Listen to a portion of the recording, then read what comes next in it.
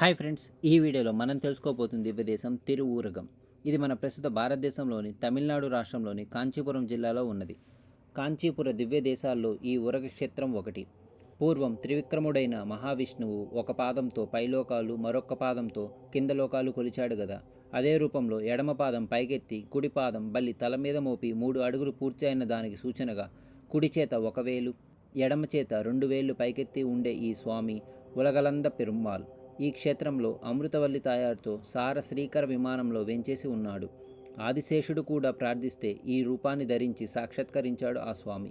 3వ పాద స్పర్శతో పాతాళానికి చేరిన బలి త్రివిక్రమ రూపాన్ని దర్శించలేకపోతున్నానని ప్రార్థిస్తే అతని కోసం ఆదిశేషునిగా దర్శనమిచ్చాడు. ఈ రూపము కూడా అందరూ దర్శించేట్టు చేయమని బలి చక్రవర్తి ప్రార్థిస్తే మనకి బయట ద్వారం పక్కన దర్శనమిస్తున్నాడు స్వామి. ఈయనని అందరూ పెరంగత్తాన్, ఉరంగత్తాన్ అనే పేర్లతో ఆరాధిస్తారు. మొక్కుకున్న వారి పాయసం స్వీకరించి శేషరూపంలో కోరికలు తీర్చే ఈ స్వామి ఉరగత్తాన్ పెరుమాళ్. ఈ స్వామి సత్సంతాన ప్రదుడే కాదు, అభిషేకించి పాయసం అర్పించి చేసిన ప్రార్థనలు, మొక్కులు అన్నీ తీర్చేవాడు.